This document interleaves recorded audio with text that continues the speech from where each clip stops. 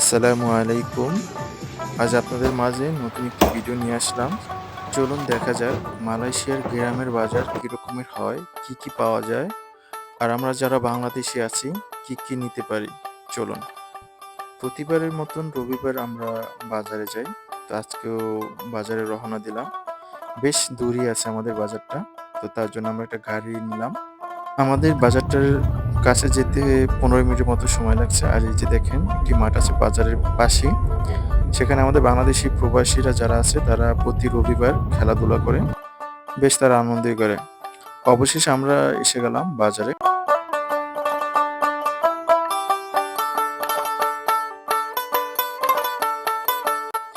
এখন আমাদের তাড়াতাড়ি যেয়ে দেখতে হবে আসলে কি, কি আছে। কারণ আমাদের বেশ দেরি হয়ে গেছে বাজারে আসতে। তো এখন আমরা আসলে কি আ যেগুলা নিতে আসছি সেগুলা কি এখনো পাবো কিনা না পাবো?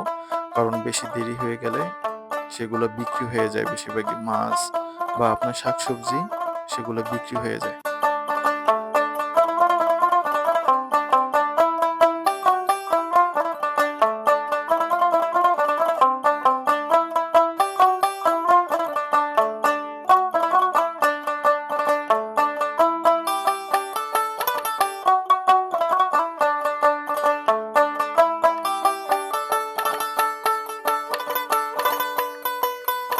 যেহেতু এই বাজারটা বাংলাদেশীদের জন্যই বসে, সেক্ষেত্রে এখানে বাংলাদেশী সবকিছু এখানে পাওয়া যায়। মাছ, গোস, শাকসবজি যেটা ১২ মাসই মালয়েশিয়াতে পাওয়া যায়।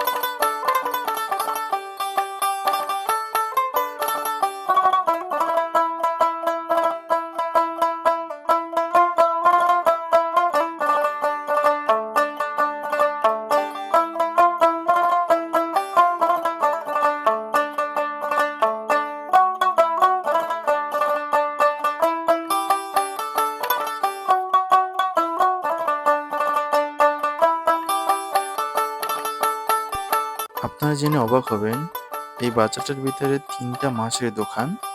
সেখানে ২ টোই হচ্ছে বাংলাদেশীদের দোকান, আরেকটি হচ্ছে স্থানীয়দের দোকান। ৩ টাই দোকান দেখা শেষ আমাদের। আমরা অনেক লেট করে আসছি, তার জন্য এখন অনেক মাছই নাই।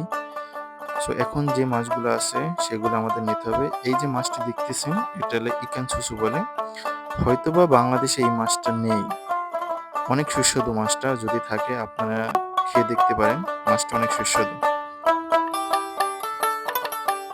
মাছ কেনা শেষ, এখন আমরা শাকসবজির দোকানে যাব শাকসবজি কেনার জন্য।